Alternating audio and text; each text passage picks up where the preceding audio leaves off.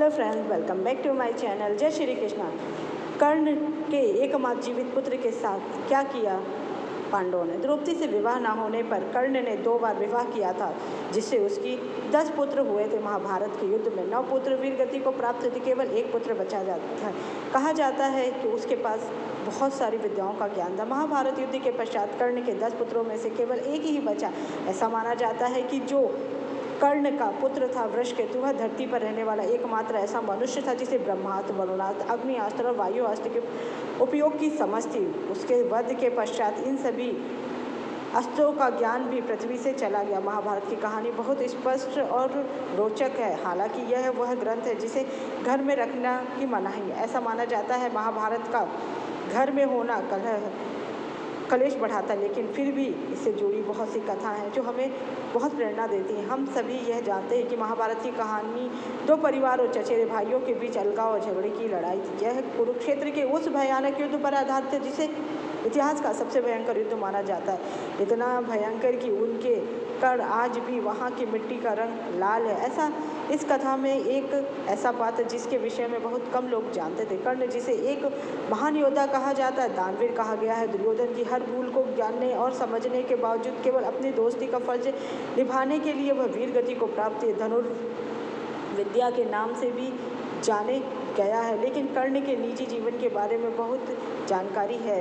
द्रौपदी ने जब कर्ण के विवाह प्रस्ताव को ठुकराकर उसके बाद कर्ण ने किससे विवाह किया, चलिए जानते हैं। द्रौपदी ने कर्ण के विवाह प्रस्ताव को ठुकरा दिया। तब उसके बाद कर्ण ने 2 बार विवाह किया, सुप्रिया और वैशाली से। वैशाली कर्ण की पहली पत्नी थी जो एक सारथी की बेटी थी, जबकि सुप्रिया दुर्योधन की पत्नी भानुमति की दोस्त थी। ऐसा कहा जाता है दोनों पत्नियों से केवल कर्ण के 10 संतान हुए, जिसमें से 9 ने युद्ध में भाग लिया और मारे गए। वैशाली से कर्ण के 8 बेटे थे, जिनमें से सभी ने कुरुक्षेत्र के महाभारत युद्ध में भाग लिया था और वे पांडवों द्वारा मारे गए थे। उसका सबसे छोटा पुत्र वृषकेतु एकमात्र ऐसा व्यक्ति था जो युद्ध की भयानक से बच गया था। सबसे बड़े वृषसेन को अर्जुन ने कर्ण की आंखों के सामने मार डाला, जबकि सबसे छोटे प्रसेन को सत्यकी ने मार डाला। दूसरे पुत्र कृतसेन, तीसरे पुत्र सत्यसेन और चौथे पुत्र वृषण की नकुल ने हत्या कर दी। अर्जुन ने कर्ण के 5वें और 8वें पुत्र शशांक और द्विपता को भी मार डाला और 7वीं जन्मी वाणसेना को भीम ने कुरुक्षेत्र युद्ध में मार डाला। वे सभी कर्ण और वैशाली से पैदा हुए थे। माता पिता दोनों को बहुत पीड़ा हुई। कर्ण अर्जुन द्वारा मारा गया। वैशाली ने सती होने का विकल्प चुन लिया क्योंकि वह अपने पति से बहुत प्रेम करती थी। वह चिता पर बैठ गई। हालांकि इतिहासकार इस बात पर एकत्र नहीं है कि वृषकेतु कर्ण और वैशाली की ही संतान। सभी कर्ण का विवाह और एक क्षत्राणी महिला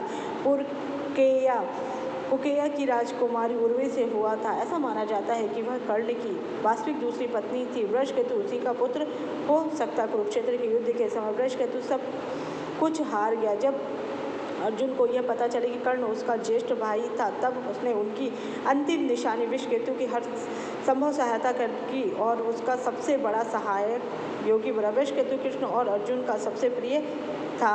ऐसा माना जाता है कि वृषकेतु ब्रह्मास्त्र, वरुणास्त्र, अग्नियास्त्र और वायुअस्त्र के उपयोगों को समझने वाला और जानने वाला पृथ्वी का अंतिम प्राणी था। श्री कृष्ण उन्हें समझाया था कि यह मूल्यवान अस्त्र हैं और इनको किसी के भी हाथ नहीं आना चाहिए। वृषकेतु ने अर्जुन के साथ मिलकर कई युद्धों में भाग लिया। अंत में वह अर्जुन के पुत्र बब्रुवाहन के हाथों मारा गया। उसकी मृत्यु के साथ ही अस्त्र शस्त्र चलाने का ज्ञान भी इस धरती से धराशायी हुआ। कहा जाता है कि वृषकेतु, जो कि कर्ण का पुत्र था, जब माता कुंती उसे देखती थी तो उसे हमेशा अपने पुत्र कर्ण की याद आती थी, क्योंकि उसे लगता था कि वह कर्ण का ही उन्होंने कर्ण के साथ अपराध किया। उसका प्रायश्चित करने के लिए उसी के साथ अर्जुन ने स्वयं गुरु बनकर वृषकेतु को धनुर्विद्या के साथ साथ ब्रह्मास्त्र, वरुणास्त्र का भी ज्ञान। महाराज युधिष्ठिर के अश्वमेध यज्ञ के समय मणिपुर के राजकुमार बब्रुवाहन ने युधिष्ठिर का अश्व रोक लिया था। उसी युद्ध में बब्रुवाहन के हाथों वृषकेतु और अर्जुन की मृत्यु हो गई थी। जब बब्रुवाहन को यह पता चला